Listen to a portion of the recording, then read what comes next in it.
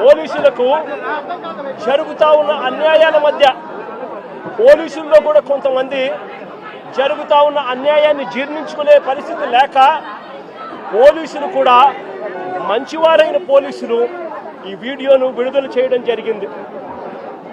నేను అడుగుతా ఉన్నా, ఇంత జరిగినా కూడా ఒకవైపున చట్టాన్ని ఉల్లంఘించింది పోలీసులే, ఒకవైపున చట్టాన్ని అపహాస్యం చేసింది పోలీసులే, మరోవైపున పోలీసులే వీరిని అబాసుపాలు చేస్తూ వీరి కుటుంబ గౌరవాన్ని మంట కలుపుతూ ఒకవైపున చేయకూడని పనులన్నీ పోలీసులు చేసి ఆ తర్వాత వీరి మీద ముద్ర వేస్తూ ఉన్నారు. వాళ్ళు చేసిన పనిని జస్టిఫై చేసుకునే దానికోసం ఈ పిల్లల మీద వీళ్ళు ముద్ర వేస్తూ ఉన్నారు. సంఘ విద్రోహ శక్తులుగా, నేరస్తులుగా, గంజాయి బ్యాచ్గా, రౌడీలుగా వీళ్ళ మీద బురద వేసే కార్యక్రమం చేస్తూ ఉన్నారు. నేను అడుగుతా ఉన్నాను ఒకటే, ఆ పాత కేసులకు దీనికి ఈ ఘటనకు ఏం సంబంధమో అని అడుగుతా ఉన్నా. వీరి మీద ఏదైనా గతంలో ఏదైనా కేసులు ఉండొచ్చేమో నాకు తెలియదు, కానీ ఆ పాత కేసులకు ఈ ఘటనకు ఏం సంబంధమో అని అడుగుతా ఉన్నా. ఈ ఘటనలో జరిగింది ఏమిటి అని అడుగుతా ఉన్నా.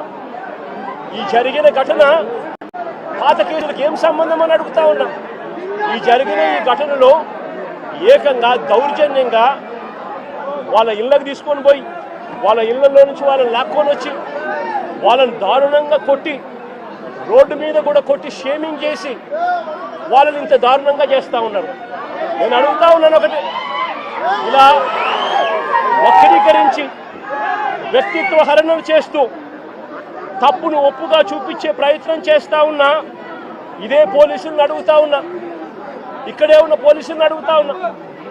విక్టరు ఒక న్యాయవాది, జూనియర్ అడ్వకేట్ కాదా అని అడుగుతా ఉన్నా.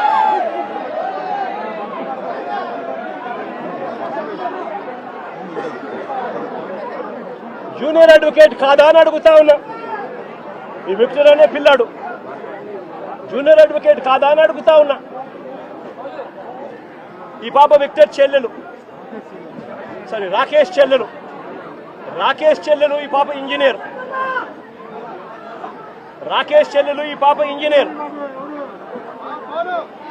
రాకేష్ కూడా పాలిటెక్నిక్ మెకానికల్ చదివినాడు. అంటే వీళ్ళ కుటుంబాలు చదువుకున్న కుటుంబాల్లో నుంచి వచ్చిన వాళ్ళు మరి ఇలాంటి వాళ్ళ పరువును తీస్తూ నడి రోడ్డు మీద వాళ్ళను కొట్టడం అన్నది, వాళ్ళను పబ్లిక్ షేమింగ్ చేయడం అన్నది ధర్మమేనా అని అడుగుతా ఉన్నా.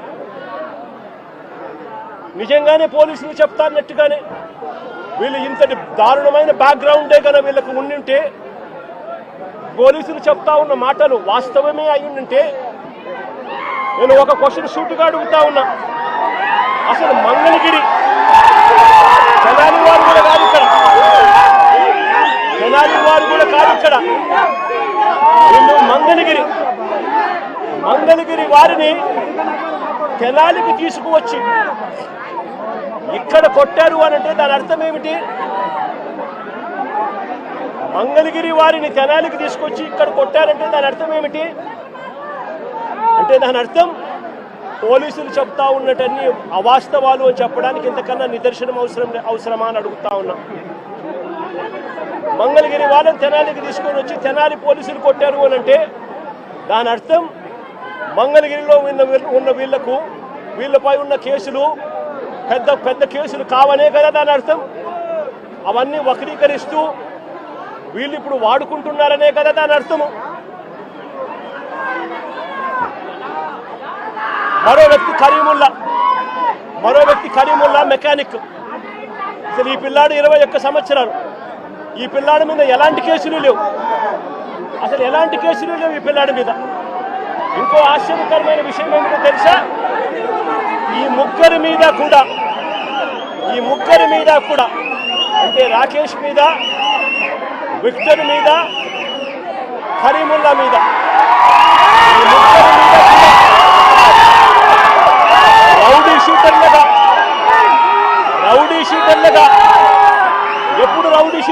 వీళ్ళని నమోదు చేశారో తెలుసా? ఈ ఘటన జరిగిన తర్వాత ఇది ఇక పెద్దగా అవుతూ వస్తూ ఉందని తెలుసుకున్న తర్వాత వీళ్ళని రౌడీ షీటర్లుగా, ఈ ఘటన జరిగిన తర్వాత వీళ్ళని రౌడీ షీటర్లుగా చేశారు.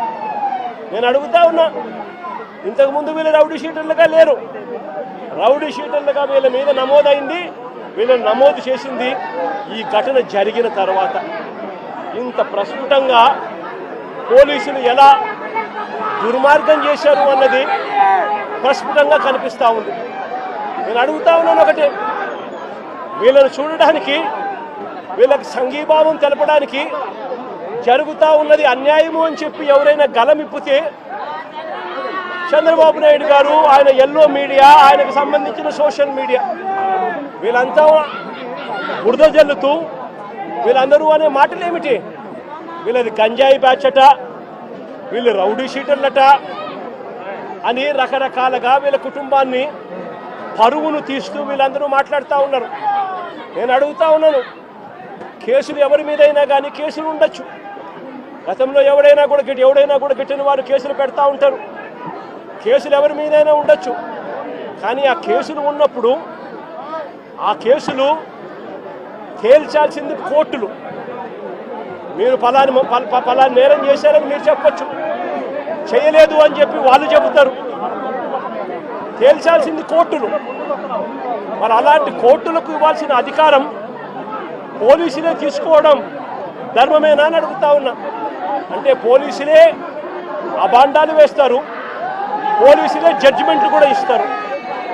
మరి ఇలా చేయగలిగే నైతికత పోలీసులకు ఉందా అని అడుగుతా ఉన్నా. ఇలా చేయడం ధర్మమేనా అని అడుగుతా ఉన్నా. చంద్రబాబు నాయుడు గారి మీద ఇదే పోలీసులు చెప్పే లాజిక్కే, ఇదే సోషల్ మీడియాలో తెలుగుదేశం పార్టీకి సంబంధించిన వాళ్ళు దొంగ పోస్టులు పెడతా ఉన్న తీరునైతేనేమి, ఇదే ఈనాడు, ఆంధ్రజ్యోతి, TV5 లాంటి మీడియాలు ఎల్లో మీడియాలు నడుపుతా ఉన్న కథనాలు అయితేనేమి, వీళ్ళ మీద కేసులున్నాయని నేను అడుగుతా ఉన్నా. ఇదే చంద్రబాబు నాయుడు మీద 24 కేసులున్నాయి. మరి చంద్రబాబు నాయుడు మీద 24 కేసులున్నాయని చెప్పి చంద్రబాబు నాయుడు గారిని నడి రోడ్డు మీదకి తీసుకొని వచ్చి తన్నడం ధర్మమే అవుతుందా అని అడుగుతా ఉన్నా. చంద్రబాబు నాయుడు మీద కూడా 24 కేసులున్నాయి. ఆయనను కూడా రోడ్డు మీదకి తీసుకొని వచ్చి తంతే ధర్మమేనా అది? ఇదే పోలీసులను అడుగుతా ఉన్నా. కేసులు ఉన్నాయి కదా అని చెప్పి, పాత కేసులు ఏదో ఉన్నాయని చెప్పి నువ్వు చేసిన పనికి జస్టిఫైబుల్ కారణం కాదది. కేసులు ఉంటే ఆ కేసులు తేల్చాల్సింది కోర్టులు. మీరు ఆరోపణ చేస్తారు, అది న్యాయం కాదు అని చెప్పి వాళ్ళ అవతల కోర్టుల్లో ఆర్గ్యూ చేస్తారు. జడ్జి కేసు వింటాడు, జడ్జి తీర్పునిస్తాడు. అంతేకాని పోలీసులు ఇలా కేసులు గతంలో ఉన్నాయి కదా అని చెప్పి తీసుకొని వచ్చి నడి రోడ్డు మీద వాళ్ళను నిల్చోబెట్టి వాళ్ళ కుటుంబ పరువును తీస్తూ వాళ్ళను షేమింగ్ చేసే కార్యక్రమం పోలీసులకు లేనే లేదు. ఈ మధ్యకాలంలో జరిగిన అనేక ఘటనలు, రాకేష్ అనే పిల్లాడు, ఇది రాకేష్ అనే పిల్లాడికి సంబంధించిన కాలుకు సంబంధించిన ఎక్స్రే. అంటే నా పక్కనున్న పాప వాళ్ళ అన్న, నా పక్కనున్న పాప ఇంజనీర్, వాళ్ళ అన్న రాకేష్ పాలిటెక్నిక్ మెకానికల్. ఆ పిల్లాడికి సంబంధించిన కాలుకు సంబంధించిన ఎక్స్రే. ఇలా కాలు ఇరిగిపోయింది, లోపల రాడ్ ఉంది, రాడ్ పెట్టి ఆ రాడ్కు కాలును ముడేసి డాక్టర్లు ఈ మాదిరిగా ఉన్న పరిస్థితిని చూస్తే పోలీసులు ఆ కాలు మీద కాలు పెట్టి నడి రోడ్డు మీద